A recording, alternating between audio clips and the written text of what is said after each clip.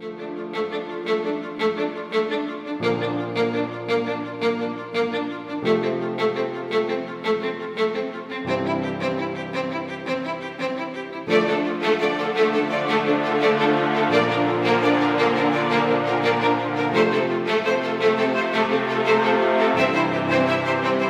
मोठी केली म्हणून मी माझं मंडळ मोठं होईल तर नाही.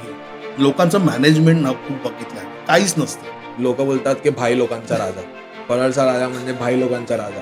कोणाच्या पण विसर्जन मिरवणुकीमध्ये मी बॅनर पाहिलेला नाहीये. आणि या गोष्टी कराव्या लागतात. ज्या मंडळांनी आज मोठ्या मूर्त्या केलेल्या आहेत. आपण उत्सव 11 दिवस करतो, परंतु मंडळ आपलं 11 दिवसासाठी नसायला पाहिजे. मंडळामध्ये पण मैत्री होऊ शकते. आपल्या मॅनपॉवरनुसार तुम्ही गणपती बसवा, हे काम तुमचं महत्वाचं असतं. आज आपण करतो 35 फूट 40 फूट.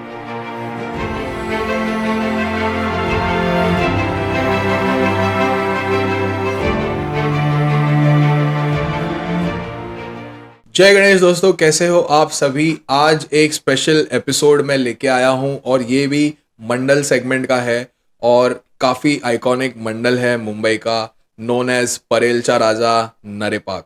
आपने देखा कि ये साल उन्होंने काफी आइकॉनिक सेलिब्रेशन किया और ये एक तरीके का हिस्टोरिक ईयर भी था उनके लिए। जय मल्हार रूप की एक मूर्ती उन्होंने लाई थी और सोन्याची जेजुरी जे आपण म्हणतात ते त्यांनी लालबागमध्ये दाखवून दिली।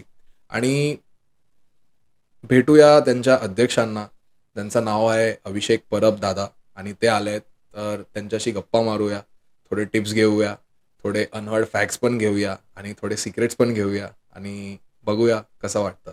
गणेश गल्लीचा तर एपिसोड तुम्ही पाहिलाच, मजा आली, खूप चांगला झाला। असेच आम्ही मंडळ सेगमेंट ओपन केलेत, तर असंच रिस्पॉन्स राहू द्या।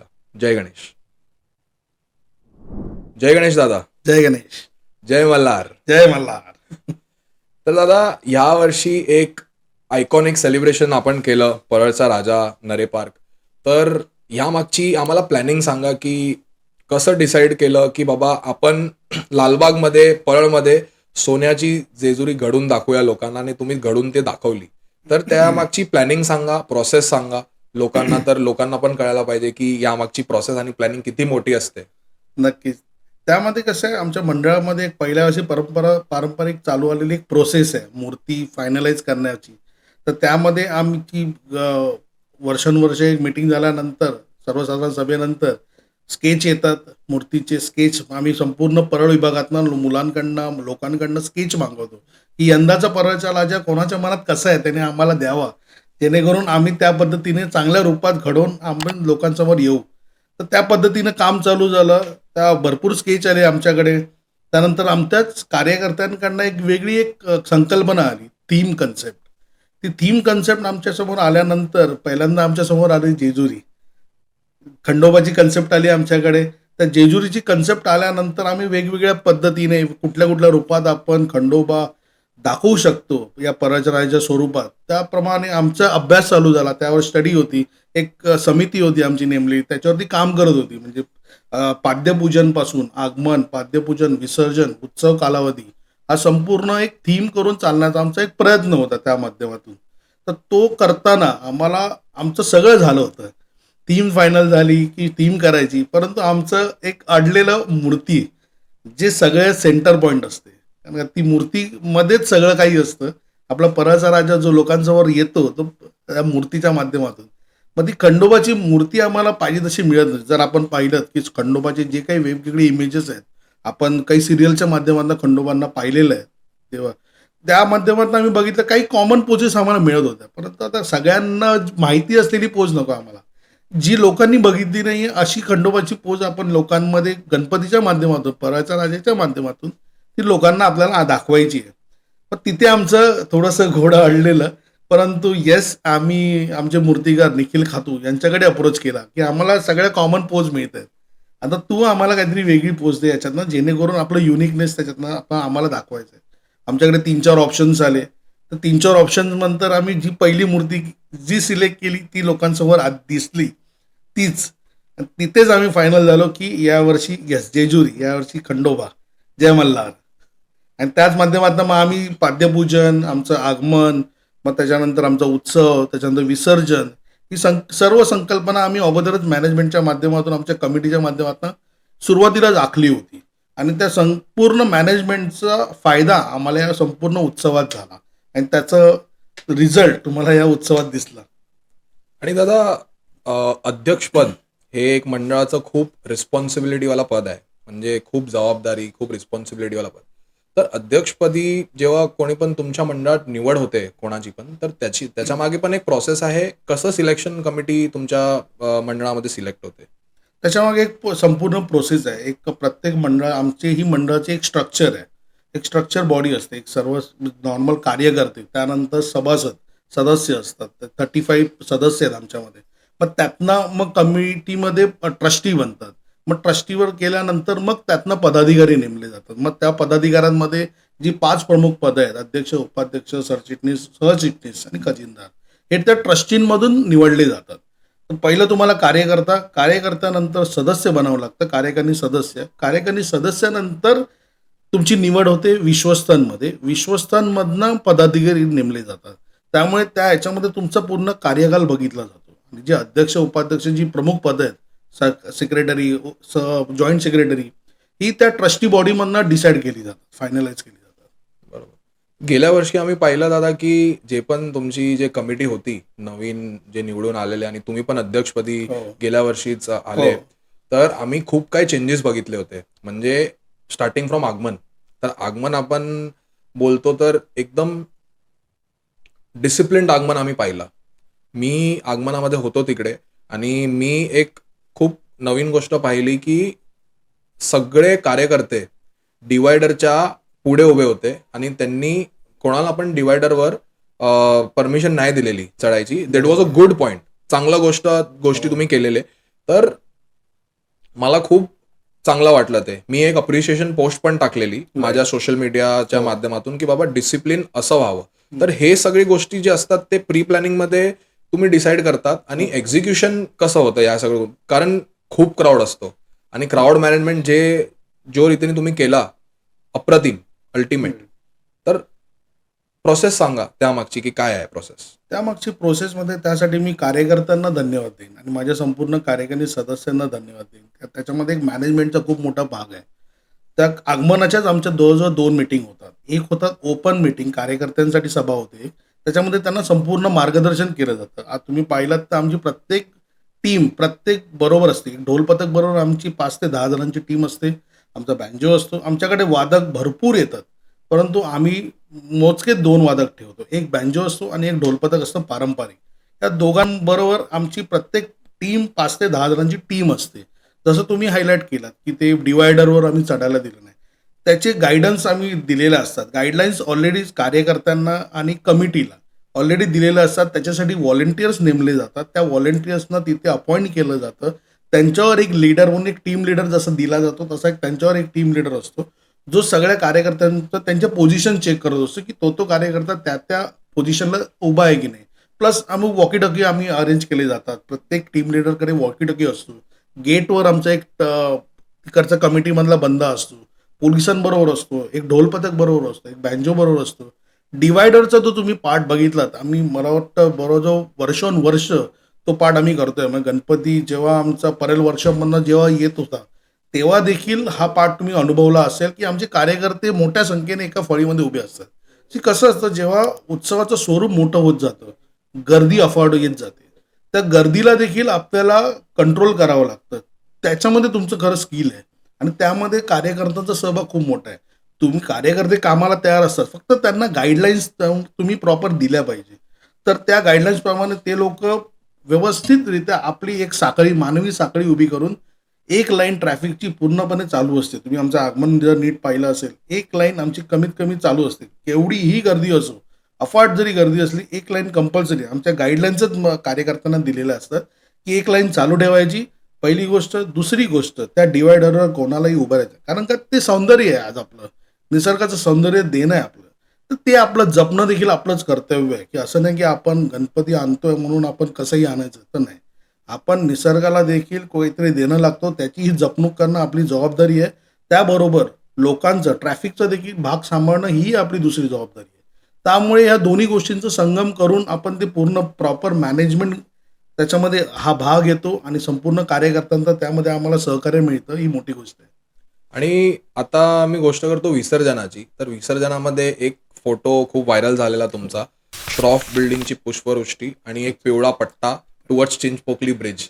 आणि जेव्हा गणपती बाहेर पडला, पळचा राजा, तर तेव्हा गुलाल गुलाल तर एक लालबागची म्हणजे एक प्रथा तुम्ही हो. बोलू शकता की गुलाल तर आहेत, पण आम्ही बघितलं की भंडारा पण होता. हो. तर हा भंडारा म्हणजे नॉर्मल हळद तुम्ही आणलेली की जेजुरीवरनं हे आलेलं सगळं? नाही, तो भंडारा म्हणजे आम्ही खास जेजुरीवरनं भंडारा आणलेला. जवळ-जवळ 100 ते 150 किलोचा भंडारा आम्ही जेजुरीवरनं खास मागवला होता, विसर्जनासाठी. विसर्जनासाठी. आणि त्याबरोबर आपला नॉर्मल गुलाल, अशा दोन्ही पद्धतीचा संगम. कारण का तो भंडारा जर तुम्ही अनुभवला तिकडे जेजुरीला, 2 प्रकारचा भंडारा असतो. एक जो करद हळदीचा कुंडापासून जो बनवला जातो, तो उडवला जातो आणि जो दुसरा भंडारा असतो, तो चुरचुरतो थोडासा आपल्या अंगाला, जर तुम्ही अनुभवला असेल. तसा 2 भंडारा. तर आम्ही तो जवळ-जवळ 100 ते 150 किलो भंडारा जेजुरीवरनं मागवला होता विसर्जनासाठी. आणि जो पिवळा पट्टा जो तुम्ही अनुभवलात, इव्हन सगळ्यांनीच अनुभवला. इनफॅक्ट तो फोटोच बघितल्यावर आमच्या अंगावर शहारे आले लिटरली. असा जो पिवळा पट्टा म्हणजे जवळ-जवळ खंडोबाचं दर्शनच आम्हाला अनुभवायला मिळालं.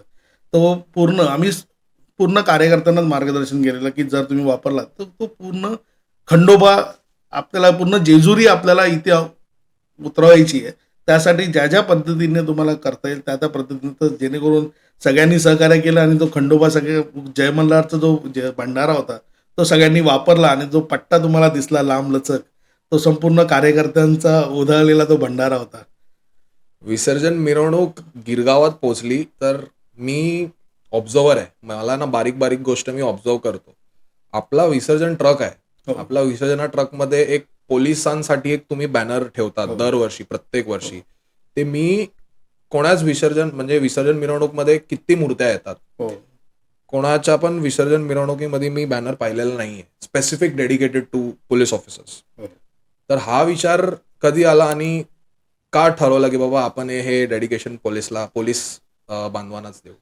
नाही, ते आम्ही जवळ-जवळ आता मागच्या जवळ-जवळ 6 ते 8 वर्ष झाली आम्ही तो ट्रेंड फॉलो करतोय. एक जेस्चर, टोकन ऑफ अप्रिसिएशन आपल्याला द्यायला पाहिजे. कारण का ते पोलीस बांधव आपल्या उत्सवासाठी त्यांचा घरातला उत्सव सोडून ते लोकं आपल्यासाठी रस्त्यावर उभे असतात. आपल्या सुरक्षेसाठी 24 तास काम करत असतात आणि त्यांच्यासाठी आपल्याला एक एक टोकन ऑफ अप्रिसिएशन असेल. आपण त्यांच्यासाठी आपण त्यांना सांगू नाही शकत, की बाबा तुम्ही घरी जा. कारण का त्यांची ड्युटी आहे. ते लोकं त्यांची ड्युटी फॉलो करत असतात. आपल्याला ज्या माध्यमातून त्या पब्लिक पोलिसांचं ते धन्यवाद जेवढे मानता येतील, तो एक आमच्याकडनं तो पद्धत होती. एक ग्रॅटिट्यूड आम्ही चालू केलेला, की पोलिसांसाठी आम्ही ते एक टोकन ऑफ अप्रिसिएशन, धन्यवाद जाहीररित्या मांडायचं आणि तो ट्रेंड आम्ही कंटिन्यू चालू ठेवलेला आहे. आणि दादा तुम्हाला फीडबॅक आलेला आहे म्हणजे पोलिसांसो जे पण तुम्ही हे पोलिसांसाठी करतात जेस्टर, तर लोक फीडबॅक दिलेले आहे तुम्हाला लोकांनी की बाबा हे चांगलं आहे, हे जेस्टर तुम्ही कायम राहू द्या, की पोलीसवाल्यांनी तुम्हाला फीडबॅक दिलेले की बाबा ह्या वर्षी एकदम मजा आली बघून? नाही, याचा एक मी तुम्हाला किस्सा सांगेन. जेव्हा आमचा गणपती विसर्जनासाठी निघाला परेलवरून टुवर्ड्स लालबाग, त्यावेळेला एक आय-टी-सी हॉटेलच्या समोर ब्रिजच्या खाली तिथे एक आमच्या वर्गणीदारांची जागा आहे. तिथे आमचा गणपती काही वेळ थांबतो. तिथे पूजा असते, आरती होते. तर त्यावेळेला एक जे स्वरूप तिकडे निर्माण झालं, अक्षरशः तिकडे जेजुरीच तिकडे तयार झाली आणि संपूर्ण पिवळा-पिवळा खंडोबा स्वतः अवतरले आणि काय कोणास ठाऊक लोकांच्या डोळ्यात अश्रू आले त्यावेळेला आरती झाल्यानंतर. आणि आम्ही जस्ट पुढे जात होतो विसर्जनाच्या मार्गाने, तर मागून एक पोलीस ऑफिसर आले आणि आम्ही विसर्जनाच्या गडबडीत होतो. खूप गर्दी होती, अफाट गर्दी असते लालबागमध्ये आम्ही शिरताना. त्यांनी ट्रॉली थांबवून आम्हाला सांगितलं, की तुम्ही साक्षात जेजुरी तुम्ही इथे अनुभवायला आम्हाला मिळाली. ते आम्हाला आमचं भाग्य आहे. कारण का पोलीस बांधव असतात, त्यांना त्यावेळेला त्यांना जायला मिळत नसतं. परंतु आज लालबाग, मुंबई नगरीला आज पोलिसांना खास करून आज आपण जेजुरी अनुभवायला दिलेली, ती माझ्यासाठी आणि माझ्यासारख्या अफाट कार्यकर्त्यांसाठी खूप मोठी पोचपावती होती आमच्या कार्याची. तर दादा परळचा राजा हा नाव आला तर एक टॅगलाईन किंवा एक फ्रेज म्हणू की लोक बोलतात की भाई लोकांचा राजा, परळचा राजा म्हणजे भाई लोकांचा राजा. तर यामागचा कॉन्सेप्ट मला पण नाही माहिती आहे आणि यामागची हिस्ट्री पण मला नाही माहिती आहे.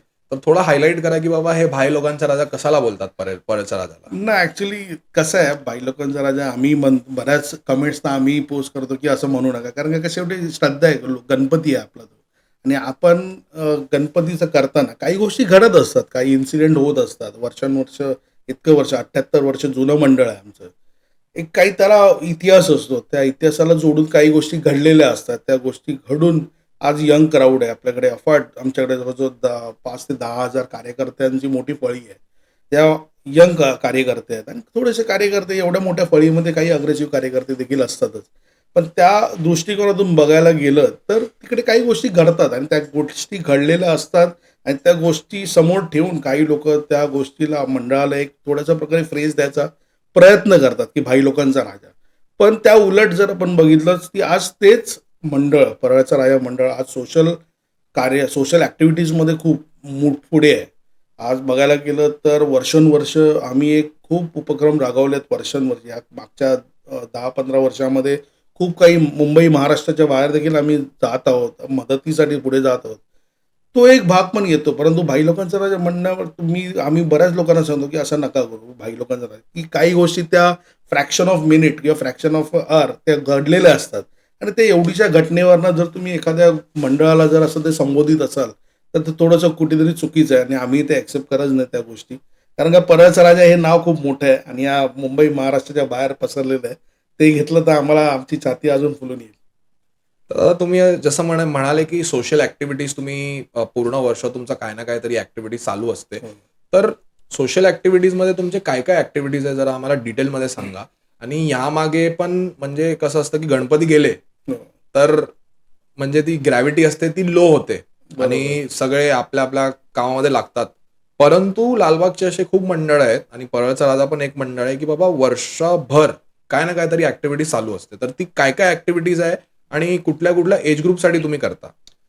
मंडळाच्या माध्यमातून जवळजवळ वर्षभर आम्ही काही खूप साऱ्या ॲक्टिव्हिटीज करत असतो. उत्सव कालामध्ये रक्तदान शिबिर घ्या, स्टुडंट फेलिसिटेशन घ्या. त्यानंतर दिवाळीमध्ये वेगवेगळे उपक्रम आम्ही राबवत असतो. पूर्ण परळ लालबागमध्ये मुलांना आम्ही दिवाळीसाठी उठणं वाटप ठेवतो. त्यानंतर काही मदतीसाठी शाळा आमच्याकडे अप्रोच करतात. त्या शाळांना आम्ही, लोकल शाळांना आम्ही काही आर्थिक स्वरूपात मदत करतो, काही वस्तू स्वरूपात मदत करतो. त्यानंतर मी प्रामुख्याने सांगेन, जर मागे तुम्हाला आठवत असेल तर चिपळूणमध्ये एक मोठा महापूर आलेला. त्या चिपळूणच्या महापुरामध्ये बऱ्याच मंडळांनी, आज बघितलं तर आज सर्व ठिकाणी जर महापूर येऊ दे, भूकंप येऊ दे, आज गणेशोत्सव मंडळ फार प्रामुख्याने पुढे असतात. पहिलं पाऊल त्यांच्याकडनं असतं. त्याच पद्धतीचं या मुंबई, महाराष्ट्रातनं परळचा राजा देखील अग्रेसर असतं. परळच्या राजाने चिपळूणमध्ये जो महापूर आलेला त्या ठिकाणी आम्ही स्वतः व्हिजिट केली. आम्ही आमच्या स्वखर्चाने गाडीने आम्ही मंडळाच्या माध्यमातून आम्ही तिकडे पोहोचलो, आणि आम्ही अक्षरशः तिकडे परिस्थिती पाहिली आहे की 3 ते 4 फूट चिखल लोकांच्या घरात, आणि आम्ही त्या घरात 3 ते 4 फूट चिखल पायदळी तोडून आम्ही लोकांच्या घरात गेलोय. आणि त्यावेळेला आम्ही जवळजवळ 3 लाख रुपये तिकडे लोकांना रोख रुपये वाटले आहेत. प्रत्येक घरात जवळजवळ 5 ते 10,000 रुपयाचं पाकिट आम्ही दिलेलं आहे तिथे. त्यामुळे तो खूप अनुभव मोठा होता आमच्यासाठी. आम्ही पूर्ण गाव फिरलो चिपळूणमध्ये. त्या गावात तिथे ज्यांना ज्यांना गरज होती, ज्यांचं कोणाचं कौल पडलेलं, कोणाची भिंत कोसळलेली, कोणाचं घरच उघड्यावर होतं, कोणाचं घरच वाहून गेलेलं, असे ते लोक वाहून गेले, आणि ते लोक दुसऱ्या घरात राहत होते तात्पुरत्या स्वरूपात. मग आम्हाला तिथे जाऊन मदत त्यांना द्यावी लागली. अशी जवळजवळ 3 लाख रुपये मंडळाच्या माध्यमातून आम्ही चिपळूणला वाटप केले, कॅश स्वरूपात. त्यानंतर कोल्हापूर आणि इचलकरंजीमध्ये जेव्हा मला वाटतं 3-4 वर्षापूर्वी जेव्हा कोल्हापूरमध्ये देखील महापूर आलेला, कोविडच्या आधी एक्झॅक्टली. तर त्यावेळेलाही तिथे आमचं मंडळ इथून बस करून आम्ही एक ट्रक पूर्ण सामान घेऊन त्यांना 1 महिन्याचा शिदा मंडळाने त्यांना इचलकरंजी या ठिकाणी त्यांना गावातल्यांना आम्ही देऊ केला. 1 महिना त्यांना पूर्ण त्यांचं राशन, म्हणजे टूथपेस्ट पासून त्यांचं तेल, साखर, मीठ, डाळ, पीठ, तांदूळ, ह्या सगळ्या स्वरूपाचं आम्ही घाऊक पद्धतीने अरेंज केलं, आणि ते आम्ही स्वतः पॅकिंग करून ते आम्ही त्यांना तिकडे पोचवलं इचलकरंजीमध्ये. तिथेही सेम पद्धत होती. तिथेही लोक अक्षरशः रस्त्यावर रडत होती. परंतु आम्ही तिथे गेल्यानंतर पाहिलं की दुर्गंधी पसरलेली, जनावरं विलेली रस्त्यावर. ते पाहून आम्हाला इवन लोकच, भीतीदायक परिस्थिती होती की तिकडे आम्हाला तिकडे गेल्यानंतर सांगितलं लोकांनी जाऊ नका, का तर तिकडे दुर्गंधी पसरली, आजार होईल. परंतु आम्ही आमचे कार्यकर्ते पूर्ण आत्मविश्वासाने तयार होतो की नाही आलो आहे तर आता त्यांना मदत करून जायची आणि आपण स्वतःच्या हाताने मदत केली. आम्ही लिटरली स्वतःच्या हाताने प्रत्येक कुटुंबाला त्यांचं 1 महिन्याचं राशन मंडळाने देऊ केलं. आणि तिकडच्या ग्रामीण तिकडचे सरपंच होते त्यांनी देखील आम्हाला खूप तिकडे उठबस चांगली केली. आमचे आभार मानले तिकडच्या लोकांनी, तिकडचे स्थानिक राजकीय नेत्यांनी देखील भेटून आमचे आभार मानले. कारण का कसं असतं हा एक पाठ आपण उत्सव 11 दिवस करतो. परंतु मंडळ आपलं 11 दिवसासाठी नसायला पाहिजे. जेव्हा आपण मंडळ स्थापन करतो, ते 11 दिवस सोडून देखील तुमचं वर्षभर कार्यरत असणं गरजेचं आहे. मग तुम्ही या गोष्टी सामाजिक कार्यातनं देखील पुढे असणं गरजेचं आहे. आमचं वर्षातनं 2 वेळा रक्तदान होतं. 2 वेळा? 2 वेळेला. याही वर्षी आता 26 जानेवारीला आमचं रक्तदान शिबिर आहे. एक गणपतीत आम्ही करतो आणि एक गणपतीच्या नंतर करतो. असं एक 2 वेळेला वर्षातनं आमचं जे रक्तपेढी त्यांच्यावर आमचं ऑलरेडी दर वर्षानुवर्ष कायम आहे. कायम आहे. तर त्यांच्यावरून आम्ही करतो. वर्षातनं 2 वेळा रक्तदान. याही उलट मी एक सामाजिक कार्य सांगेल, की अलिबाग येथे थळ दत्त टेकडी तिकडे. आज कसं होतं लोकं वृक्षारोपण करतात आणि निघून जातात. आम्ही तसं नाही केलं. वृक्षारोपण केलं. जवळ-जवळ 500 झाडं आम्ही तिकडे लावली. परंतु त्या झाडांचं संगोपन देखील आम्ही मंडळाच्या माध्यमातून केलं. 3 वर्ष मंडळाने त्या झाडांचं संगोपन केलं. तिकडे काही बेरोजगार तरुण होते. त्या बेरोजगार तरुणांना एक माफक आपण एक वेतन चालू केलं, की तुम्ही या झाडांची निगा राखायची. जेणेकरून मंडळाच्या माध्यमातूनही तुम्हाला एक वेतन मिळेल. तुमचंही पोट पाणी चालू होईल. अशा माध्यमातून एक बेरोजगार तरुणांना आम्ही एक रोजगार उपलब्ध करून दिला. ते झाडांचं संगोपन केलं 3 वर्ष. आज ती झाडं खूप मोठी आहेत. आम्ही जेव्हा जाऊन बघतो ना, तिथे खूप आमची अभिमान आनंद वाटतो, वाटतो. आनंद वाटतो, की आज हे लावलेलं झाड आम्ही मोठं केलेलं आहे. झाडं लावणं महत्त्वाचं नाही, त्या झाडांचं संगोपन होणं महत्त्वाचं आहे. ते संगोपन होणं, त्याची वाढ होणं महत्त्वाचं आहे. त्या पद्धतीने आम्ही तो रोजगारही दिला. आमचं दोन्हीही साध्य झालं. एक बेरोजगार तरुणांना आम्ही रोजगार दिला मंडळाच्या माध्यमातून. वृक्षारोपण केलं आणि त्याचं संगोपन करून झाड आम्ही वाढवलं देखील. त्यामुळे एक त्याचं समाधान आहे. असं वर्षोनवर्ष मंडळ वेगवेगळ्या स्वरूपात वेगवेगळ्या ॲक्टिव्हिटीज घेऊन येत असतं. त्या माध्यमातून इव्हन आम्ही स्टेम सेल्ससाठी पण एक रक्तदान शिबिर घेतलं. 1 वर्षापूर्वी, 1-1.5 वर्षापूर्वी. एक आमचा विभागातला एक तरुण होता. त्याला स्टेम सेल्सची गरज होती. त्या स्टेम सेल्ससाठी आम्ही रक्तदान शिबिर घेतलं. त्याच्यातनं एक मॅच झालं. कारण का ते जवळ-जवळ ते स्टेम सेल्सचं मॅच होणं मला वाटतं जवळ-जवळ लाखात एकाचं होतं. अरे! आणि ते झालं. आणि ते झालं आमच्याकडे एकाचं. म्हणजे लकीली झालं. पराजराजेच्या बाप्पाची आशीर्वादाने कृपा. ते झालं आणि ती आता प्रोसेस त्यांनी चालू केली त्या व्यक्तीबरोबर. त्यांचं चालू आहे त्या रक्तपेढीवाल्यांचं आणि त्या व्यक्तीलाही वेळोवेळी मिळतंय. तर हे सगळे सोशल वर्क लोकांना माहीत नव्हते दादा. तर या सगळे सोशल वर्क बाबत तुम्ही बोलले या त्याही पॉडकास्टवर. व्यतिरिक्त मी ॲड करीन कोविड काळात खूप मोठा प्रसंग आज पूर्ण देशावर उद्भवला होता, जगावर उद्भवला होता. त्या कोविड काळात मंडळाने विभागातल्या वर्गणीदारांना ज्यांची परिस्थिती खालावली होती, ज्यांची नोकरी गेली होती, ज्यांचा धंदा बंद होता, त्यांची परिस्थितीमुळे त्यांचे खायचे थोडेसे हाल झाले होते. अशा लोकांना वर्गणी एरियात परळ लालबागमध्ये आमचे वर्गणीदार आहेत. म्हणजे असं नाही की गणपती आला की वर्गणी द्या. पण त्या व्यतिरिक्त आज तो वर्गणीदार जेव्हा कठीण प्रसंगी जेव्हा उभा आहे, त्यावेळेला मंडळ म्हणून आम्ही जेव्हा उभे राहिलो आणि त्याला 1 महिन्याचा शिधा आम्ही मंडळाच्या माध्यमातून दिलाय. त्या वर्गणीदाराला. आम्ही आमचे कार्यकर्ते कोविड काळात घरोघरी फिरले. अशी लोकं माहिती काढली की बुवा कोणाच्या घरी परिस्थिती तशी नाहीये. आज ते लोकं काही असे नाहीयेत, गरीब नाहीयेत. आज परिस्थिती त्यांच्यावर उद्भवली आहे म्हणून परळचा राजा म्हणून एक मंडळ त्यांच्या मागे उभं राहणं हे गरजेचं आहे.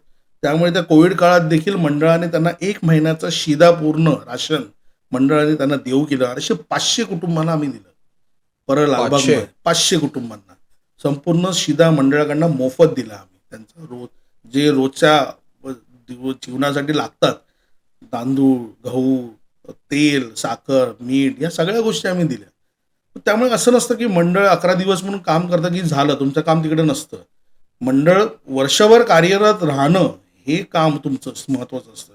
त्या माध्यमातून सामाजिक बांधिलकी देखील मंडळाने जपलं पाहिजे आणि वेगवेगळ्या सामाजिक उपक्रमांमधून तुम्ही पुढे आलं पाहिजे. तर दादा आपण गोष्ट करूया आता मुंबईच्या राजाची. तर मुंबईचा राजा आणि परळचा राजा एक खास मैत्री आहे. सगळ्यांना माहिती आहे, बोलायची गरज नाही आहे. तर हा प्रसंग हा म्हणजे जे फ्रेंडशिप असतात म्हणजे ते आहे ते कधीपासून चालू झालं आणि काय एक किस्सा होता की किस्सा तुम्हाला सांगायचा आहे की काय आहे ते आम्हाला जरा सांगा.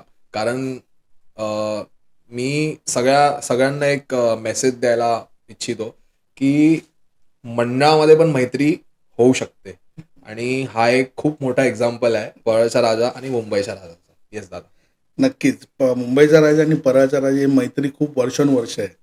वर्षानुवर्ष यासाठी म्हणेन, की जेव्हा आज मोठी मूर्ती जेव्हा परळच्या राजाने चालू केली, तर पहिलं वर्ष तेव्हा पहिला सपोर्ट आणि आम्हाला जो पाठिंबा जो दिला, तो मुंबईच्या राजाने. कारण का कसं होतं, जेव्हा आपण मोठी मूर्ती घडवतो, तेव्हा मोठी मूर्तीची घडवताना एक आगमन असतं, विसर्जन असतं. त्या विसर्जनाचा मार्ग आमच्यासाठी नवीन होता. त्यामुळे त्याची संपूर्ण अरेंजमेंट, मग त्याची ट्रॉली बनवण्यापासून संपूर्ण आम्हाला जी सपोर्ट केला, आम्हाला सहकार्य केलं, आम्हाला माहितीच्या रूपात असो किंवा स्वतःही उपस्थित राहून मुंबईच्या राज्याच्या सर्व कार्यकर्त्यांनी आम्हाला खूप, त्यांच्या पदाधिकाऱ्यांनी देखील खूप सहकार्य केलं. कारण आमचंही पहिलंच वर्ष होतं. 2001 साली जेव्हा आमची मोठी मूर्ती आम्ही केली, त्यावेळेला खरोखर गणेश गल्ली मुंबईच्या राजाने आम्हाला खूप सपोर्ट केला. आणि त्यामुळे असं नाही, की त्याच्या अगोदरपासूनच ती मैत्री कायम आहे. एक आपलं विभागातलं मंडळ आहे, खूप मोठं मंडळ आहे. आज बघायला गेलं तर मुंबई महाराष्ट्रामधलं मुंबईचा राजा म्हणजे एक पहिलं मंडळ आहे ज्याची मूर्ती मोठी, एक 22 फूट मूर्ती असते. त्यामुळे त्यांच्याकडे एक मानाने पाहिलं जातं आणि खरोखर मुंबईचा राजा एक नाव मुंबईच्या राजासारखंच आहे. त्यांचंही दिल मोठं आहे आणि मंडळाचं देखील खूप, जेवढं कौतुक करावं तेवढं कमी आहे. आणि ती दोस्ती जी आहे परळच्या राजाबरोबर, आज तुम्ही पाहिलात की विसर्जनला 2 परळच्या राजा आणि मुंबईचा राजा बाजूबाजूला येण्यासाठी लोक मागे पुढे फिरत असतात की दोघांची व्हिज्युअल्स मिळावे. ग्रेट भेट. ग्रेट भेट ती व्हावी. खूप एक अविस्मरणीय क्षण असतो तो. आम्ही खूप त्याची वाट बघतो वर्षानुवर्ष, की तो क्षण यावा आणि ती होतेच दरवर्षी कुठे ना कुठे. कारण का त्यांचा गणपती जो असतो मुंबईचा राजा खूप लवकर निघतो आणि त्या आम्हाला थोडासा उशीर होतो. कारण का आमचा संपूर्ण परळ परिसर फिरून तो गणपती गिरगावच्या वाटेने निघतो. त्यावेळेला थोडंसं मागे पुढे होतं. पण हो, कुठे ना कुठे का होईना ती ग्रेट भेट होतेच आणि ती बाप्पाच्या दोघांच्याही मनात असते, की ग्रेट भेट झाल्याशिवाय आपण जायचं नसतं. त्यामुळे तर हो, ती दोस्ती कायम आहे आणि ती अशीच टिकून राहील. तुमचे खास मित्र कोण आहेत मुंबईच्या राजामध्ये? नक्कीच सगळेच मित्र आहेत. किरण तावडे देखील मित्र आहेत आमचे, स्वप्नील देखील मित्र आहेत आणि असे बरेच मित्र आहेत त्यांच्या मंडळामध्ये. इव्हन कसं असतं, मुंबई आणि परळ आणि लालबाग हे एक सख्या भावासारखे आहेत आणि परळचा राजा, मुंबईचा राजा देखील एक सख्या भावांसारखे आहेत. त्यामुळे शाळा म्हणा, कॉलेज म्हणा, आपण या रोजच्या जीवनात वावरत असताना एकमेकांना ओळखत असताना तेच प्रेम असतं, तेच आपला एक संवाद असतो आणि त्याच माध्यमातून एक आपले रिलेशन बांधले जातात. कधी डिस्कशन झालंय तुमचं की बाबा ह्या वर्षाची मूर्ती आमची अशी असेल किंवा ह्या वर्षाच्या सोशल ऍक्टिव्हिटीजचा प्लॅन असा आहे आमचा, म्हणजे मंडळांमध्ये आपसामध्ये? मंडळांमध्ये. हा. हो, नक्कीच. आम्ही कन्सल्ट करत असतो ना. इव्हन मुंबईच्या राजाकडे खूप मोठा दांडगा अनुभव आहे. एखादा उपक्रम करताना काही गोष्टी जर आम्हाला लागल्या, तर आम्ही नक्कीच त्यांच्याशी कन्सल्ट करतो. आम्ही स्वप्नीलशी सुद्धा बोलतो. आम्ही किरणशी देखील बोलतो. त्यांच्या वरिष्ठ पदाधिकाऱ्यांशी देखील बोलतो. आणि या गोष्टी कराव्या लागतात. जेव्हा एखादं मंडळ तुम्ही बांधता, तेव्हा आपण आपले मीपणा सोडून थोडंसं आपण ज्यांना अनुभव आहे, त्यांच्याकडनं काही माहिती घेणं आणि अनुभव घेणं हे देखील आपलं काम आहे आणि खूप चांगल्या पद्धतीचा आम्हाला अनुभव आहे. त्यांनी खूप सहकार्य आम्हाला केलेलं आहे आणि आम्ही डिस्कस करत असतो.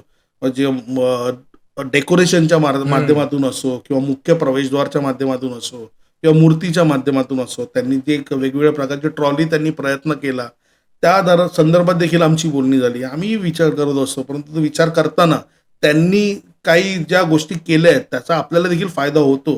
त्यामुळे आम्ही आमची विचारांची देवाणघेवाणी चालूच असते. तर दादा, आपण एक व्हिडिओ पाहिला असेल, आपण म्हणजे आम्ही सगळ्यांनी एक व्हिडिओ पाहिलाय सोशल मीडियावर, खूप व्हायरल झालेला तो व्हिडिओ. विसर्जनच्या वेळी चिखलमधून आपली मूर्ती आणताना, म्हणजे बाहेर काढताना मैदानातून. तर ते व्हिडिओ खूप व्हायरल झालेला. माझ्या युट्यूब चॅनलवर पण मी टाकलेलं, तिकडे हो. पण व्हायरल झालं. इंस्टाग्राममध्ये टाकलं, तिकडे पण व्हायरल झालं. हो. तर हे एक रिस्क फॅक्टर, खूप मोठा रिस्क फॅक्टर आहे. हो. कारण आपण आता पाहतोय की बाबा चिखल आहे आणि हो. चिखलमधून गणपतीची ट्रॉली बाहेर खेचताना काय पण होऊ शकतं. हो. बट तो रिस्क फॅक्टर कसं तुम्ही मॅनेज करता? आणि प्रत्येक वर्षी हे प्रॉब्लेम आहेच, कारण हो. मैदान आहे मैदान शेवटी. आहे. तर प्रत्येक वर्षी कसं मॅनेजमेंट असतो तुमचा की बाबा किती पण पाऊस पडो, किती पण चिखल निघो, सेफलीच परळचा राजा निघणार? हो, बरोबर. त्याचं मग नियोजन असतं त्यामागे देखील. गणपती आणण्यापासून त्याचं नियोजन असतं, की असं नाही की विसर्जनच्या आदल्या दिवशी नियोजन करा, नाही. त्याचं एक पूर्ण नियोजन असतं, की गणपती आणण्यापासून ते विसर्जन करण्यापर्यंत. हा जो चिखल बघता, कारण का शेवटी जर तुम्ही काही ठिकाणी बघत असाल, त्यांना काही रोड असतात, काँक्रीट असतं, त्याच्या बेसवर त्यांचा गणपती ट्रॉलीवरने उभा असतो. परंतु परळचा राजा एक असं मंडळ आहे की एक मैदानामध्ये बसतो. तर मैदानामध्ये बसल्यानंतर कास माती आहे, ती माती ओलसर असतो, पाऊस असतो, पावसाळी वातावरण असतं. पाऊस पडल्यानंतर तो संपूर्ण परिसर चिखल होऊन जातो. त्याला तुम्हाला पर्याय काहीच नसतो. आम्ही बरेचसे पर्याय त्याला करून बघितले. काही काँक्रीटचे ब्लॉक, पूर्ण मोठे ब्लॉक्स टाकून आम्ही बघितले. त्याच्यानंतर ताडपत्री टाकून बघितली. बरेचसे पर्याय आम्ही अनुभवले देखील. परंतु तेवढंसं यश आम्हाला काही तिथे आलं नाहीये. त्यामुळे काहीसा भाग काँक्रिटीकरणावर पण झाला, परंतु तोही तेवढा सक्सेस नाही झाला. परंतु बरेचसे पर्याय अनुभवल्यानंतर शेवटी जी पणाला लागते ती म्हणजे कार्यकर्त्यांची ताकद आणि ती मेहनत. आणि त्याच ताकदीवर गणपती बाप्पा परळचा राजा आमचा सुखरूप मैदानात येतो आणि सुखरूप तो स्वतःला कार्यकर्त्यांच्या मेहनतीने, त्यांच्या ताकदीवर स्वतःला विसर्जनाकडे मार्गस्थ करतो. तर दादा एवढा मोठा मंडळ, तर मॅनेजमेंट एक खूप मोठा पार्ट असतो मंडळाचा. तर तुम्ही लहान जे मंडळस आहेत, आता मुंबई महाराष्ट्रामध्ये खूप लहान मंडळ, म्हणजे जे सोसायटी गणपती बसतो, सोसायटीत गणपती बसतो, चाळीत गणपती बसतो, तर त्यांना तुम्ही काय मेसेज देऊ शकतात की बाबा असं मॅनेजमेंट करावं, म्हणजे सिम्पल स्टेप्स किंवा सिम्पल टिप्स जे पण तुम्हाला हो, द्यायचे आहेत त्यांना, तर कसं आहे की त्यांना पण खूप हेल्प होणार. हो. तर काय एक टिप्स किंवा जे पण तुम्ही हेल्प करू शकतात त्यांना मॅनेजमेंटसाठी? मॅनेजमेंटसाठी मी एवढंच त्यांना सांगेन, की आपल्या एक कसं असतं, आपल्या मराठीमध्ये एक म्हण आहे, अंथरूण पाहून पाय पसरायचे. थोडक्यात मी तेवढंच सांगेन, की प्रत्येक आपली संस्थेची, आपली जी संस्था आहे, मग सोसायटी घ्या, मंडळ घ्या, चाळीत घ्या, कुठलेही, जर तुम्हाला गणपती बसवायचा असेल, तर आपल्या पद्धतीनुसार, आपल्या मॅनपॉवरनुसार तुम्ही गणपती बसवा. त्याचं मॅनेजमेंट करा. व्यवस्थित मॅनेजमेंट. मग त्याचं मॅनेजमेंट गणपती आणण्यापासून ते गणपती विसर्जनापर्यंत त्याचं मॅनेजमेंट 1 महिना अगोदर तुमच्याकडे रेडी असायला पाहिजे. तरच तो उत्सव यशस्वी होतो. त्यासाठी तुमची कार्यकर्त्यांची फळी किती आहे? तुमच्याकडे किती कार्यकर्ते आहेत? ते कार्यकर्ते त्याच्यामध्ये तुम्ही प्रत्येकाला त्याचं नियोजन करून दिलं पाहिजे. प्रत्येकाची जबाबदारी असली पाहिजे. प्रत्येक कार्यकर्त्याला त्या कार्याची जबाबदारी आपण देतो. त्यानुसार तुमच्याकडे जर मॅनेजमेंट हा प्रकार जर तुम्ही अनुभवला, आज आपण कॉर्पोरेट जगतात मॅनेजमेंट बघतो. तोच कॉर्पोरेटचा भाग तुम्हाला तुमच्या संस्थेत आणायचा आहे. तर त्या पद्धतीने तुम्ही केलत ना, मग त्याच्यामध्ये वर्गणी काढणे म्हणा, त्याच्यानंतर डेकोरेशन म्हणा, मंडप उभारणी म्हणा, मग त्याच्यानंतर आगमन आलं. काही BMCमध्ये जर परमिशन्स घ्यायला गेलं, तर त्याही काही कायदेशीर बाबी असतात. त्याही देखील तुम्हाला तपासाव्या लागतात. या गोष्टी जेव्हा तुम्ही कॉर्पोरेट मॅनेजमेंटप्रमाणे जर केलात ना, तर खूप फायदा त्या मंडळाला, त्या संस्थेला होतो. आणि मी तर तेच म्हणेन, की प्रत्येकाने आपापल्या कार्यकर्त्यांच्या फळीनुसार आपल्या गणपतीची उंची, त्यावर आपल्याला आपण थोडंसं त्याच्यावर नियोजन केलं पाहिजे. जर एखाद्या सोसायटीचा गणपती असेल, तर त्यांनी 3 फुटाचा, 4 फुटाचं बसवलं तरी काही हरकत नसतो. पण त्याप्रमाणे प्रत्येकाने आपापल्या मर्यादेप्रमाणे प्रत्येकाने आपला उत्सव साजरा करावा. फक्त एवढंच, की त्यामध्ये आपल्या धार्मिक गोष्टी प्रामुख्याने जपल्या पाहिजे. आपण 21व्या शतकाकडे जात असताना आपल्या या पौराणिक गोष्टी देखील, धार्मिक गोष्टी देखील आपलं जपणं तेवढंच महत्त्वाचं आणि गरजेचं आहे. आणि मुंबईमध्ये आपण बघतोय दादा की उंचीचा प्रसंग खूप वाढलेला आहे. खूप मंडळ, खूप उंची उंची मूर्ती ते साकारतात. तर तुमचं मत काय आहे की बाबा एक लिमिटेशन पाहिजे उंचीवर, की 35 फूट, 40 फूट, 50 फूट हे मुंबईत प्रॅक्टिकली पॉसिबल आहे आणायचं, की काय? नाही, नक्कीच पॉसिबल आहे. आज मुंबई, खास करून परळ, लालबाग म्हणून उत्सवाची पंढरी म्हणून संबोधली जाते. जर तुम्ही पाहिलं, तर ज्या मंडळांनी आज मोठ्या मूर्त्या केलेल्या आहेत, त्यांनी प्रत्येकाने स्वतःला आपल्या एक बाउंडरीज आखून घेतलेल्या आहेत. उदाहरणार्थ मी माझं स्वतःचं देईल, परळचा राजा. एक 24 फुटाची बाउंडरी आम्ही आमच्या मूर्तीवर आखून घेतलेली आहे. मुंबईचा राजा 22 फूट, त्यांनी एक त्यांची बाउंडरी त्यांची स्वतः आखून घेतलेली आहे. लालबागचा राजा, त्यांनी एक स्वतःची बाउंडरी आखून घेतलेली आहे. प्रत्येक मंडळाने, आज आपण विचार करतो, की आज कॉम्पिटिशनचं जग आहे. या कॉम्पिटिशनच्या जगामध्ये जेव्हा आपण उतरतो, तेव्हा धार्मिक गोष्टी आपल्याला जपणं गरजेचं आहे. आज आपण करतो 35 फूट, 40 फूट. त्याच्यानंतर आपण जेव्हा विसर्जनला बाहेर पडतो, मग आपल्याला वेगवेगळ्या अडचणींना सामोरं जावं लागतं. मग त्यावेळेला जर लोकांनी तुमच्यावर बोटं दाखवली, मग तेव्हा तुम्हाला राग यायला नाही पाहिजे. कारण काही ती चूक तुमच्याकडनं झालेली आहे. त्यामुळे त्या उंचीची मर्यादा तुम्ही स्वतः घालून घेतली पाहिजे, ना की गव्हर्नमेंटने तुमच्यावर लादली पाहिजे. गव्हर्नमेंटने लादूच नाही मी तर म्हणेन, पण नक्कीच मंडळ म्हणून तुमची एक जबाबदारी आहे, की तुम्ही धार्मिक गोष्टी जपून, आपल्याला पौराणिक गोष्टी जपून, आपल्या देवाला, आपल्याला पूर्णपणे व्यवस्थित त्याचं आगमन आणि विसर्जन केलं पाहिजे, या मताचा मी आहे. आज काय होतं, या शर्यतीमध्ये लोकं 35 फूट, 40 फूट बनवतात. परंतु काही लोकं जागेवर बनवतात, काही लोकं आगमन करतात. आगमन करताना आज आम्ही स्वतः परळमध्ये राहत असताना आम्ही स्वतः बघितलेलं आहे, की गणपती एक 25 फूट, 22 फूट असतो. परंतु कार्यकर्ते त्यांच्याबरोबर मोजकेच कार्यकर्ते 20-25 कार्यकर्ते असतात. गणपती तो क्रेनने किंवा खेचला जातो आणि मग त्याचं काही नियंत्रण नसतं. गणपती कुठे सिग्नलला लागतो, कुठे ब्रिजला लागतो, कुठे खाली गाडीला त्याची ट्रॉली लागते. अशा पद्धतीच्या घटना घडत असतात. त्या आम्ही डोळ्यांनी पाहिल्या आहेत आणि वेळेला आमचे कार्यकर्ते, आम्ही तिथेच राहत असल्यामुळे वेळेला आम्हीही त्याच्यामध्ये भाग घेतलेला आहे, की बाबा व्यवस्थित त्यांचा गणपती तिथून काढण्यामध्ये. परंतु काय होतं, लोकांमध्ये तिकडचं मॅनेजमेंट हा प्रकार नसतो. आज आम्ही भरपूर परळमध्ये स्वतः राहत असताना शनिवार, रविवार, जुलै, ऑगस्ट, शनिवार, रविवारमध्ये खूप गणपती जात असतात. शेकडो गणपती जात असतात, आगमन विसर्जन असतात. परंतु त्यामध्ये काय असतं, खास करून आगमनाला लोकांचं मॅनेजमेंट खूप बघितलं आम्ही. काहीच नसतं. गणपती मोठा करायचा आणि मग फक्त वाजत-वाजत निघायचं आपण. एवढंच त्यांचं साध्य करायचं, त्यामागे हेतू असतो. परंतु ते साध्य करताना तुम्ही एवढा गणपती केल्यानंतर त्याचा आगमनाचा मार्ग, त्याचा विसर्जनाचा मार्ग, तो गणपती जिथे बसणार आहे, या सगळ्या गोष्टीचा अभ्यास करणं तेवढं गरजेचं आहे. तर तुम्ही तिकडे सक्सेसफुल व्हाल.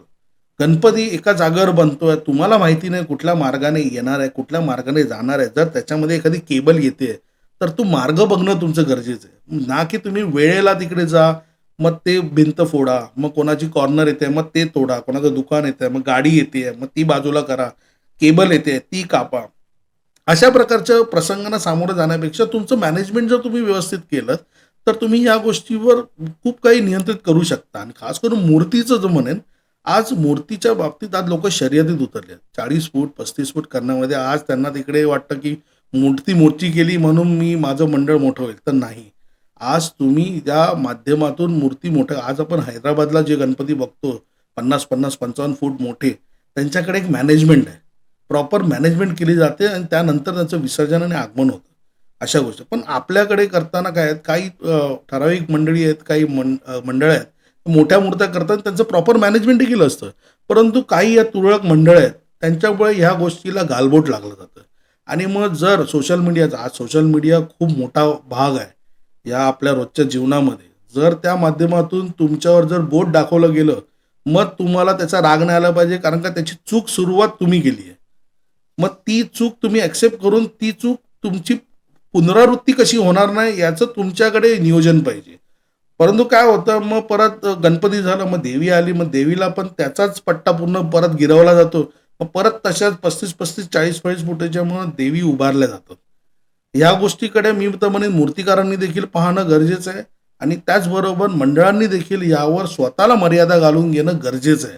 कारण का पुढे जाऊन काय होईल, आज शासन म्हणा, महाराष्ट्र शासन आज ऑलरेडी या उत्सवावर निर्बंध यावी म्हणून खूप लोक कार्यरत आहेत अजूनही या समाजामध्ये, की हा मोठ्या मूर्त्यांचा उत्सव शमावा, संपावा, जेणेकरून छोट्या मूर्त्यांचा उत्सव चालू व्हावा. तर तो प्रकार कुठेतरी बंद व्हावा. आपण या मोठ्या मूर्त्यांच्या शर्यतीमध्ये आपण त्यांना आयतं खोलीत देत आहोत, की तुम्हीच एक माध्यमातून त्यांना देताय, की बाबा हे बघा असं होतंय. पण ते कुठेतरी रोखलं गेलं पाहिजे. त्याच्यासाठी आपण स्वतःवर बंधनं आणली पाहिजे, की नाही बाबा माझा गणपती आहे, हा माझा गणपती 24 फूट, 25 फूट, 22 फूट तेवढाच होईल, त्याच्यावर कुठे जाणार नाही. मग काय होतं, मग शासनाने जर तुमच्यावर निर्बंध लागले, मग ते सरसकट लादले जातील. मग तेव्हा तुम्हालाच रस्त्यावर उभं घेऊन उतरावं लागेल, की हे बंधनं आम्हाला मान्य नाही आहेत. त्याकरता तुम्ही स्वतःहून त्याच्यावर निर्बंध आणले पाहिजे. तुम्ही स्वतःहून त्यावर मर्यादा आणल्या पाहिजे. तुमचा गणपती मोठा पण झाला पाहिजे, त्याबरोबर तुमचा उत्सवही मोठा झाला पाहिजे. आपल्या धार्मिक गोष्टी जपल्या गेल्या पाहिजे, पौराणिक गोष्टी जपल्या गेल्या पाहिजे. आपला बाप्पा व्यवस्थित विसर्जन देखील झाला पाहिजे. या सर्व गोष्टीचा विचार केला पाहिजे. आपण फक्त विचार करतो उंच मूर्ती केली म्हणून माझं मंडळ मोठं होईल. तसं नसतं. आज या दृष्टिकोनातून तुम्ही दुसऱ्याही गोष्टीला वाचा फोडताय. तुमचं मंडळ मोठं होत आहे, परंतु दुसऱ्यालाही देखील तुम्ही आयतं खोलीत देताय. ही गोष्ट बघितली पाहिजे आणि पाहिली पाहिजे. तर तसं माझं एक थोडंसं ते मत आहे. तुम्ही विचारा मूर्तिकारांना, भारतातलं पहिलं मंडळ आहे, इंडियाज फर्स्ट मंडळ. पराचा राजा, की ज्यांनी ती हायड्रोलिक प्रभाव यूज करून सगळ्यांना हेच पाहिजे की बाबा प्रशांत देसाई परत परळचा राजा कधी घडवणार. आणि त्याच्यामध्ये काही मूर्तिकारांचे देखील काही ग्रुप याच्यामध्ये ऍक्टिव्ह आहेत. नुसत्या कागदाने बनू शकते का मूर्ती?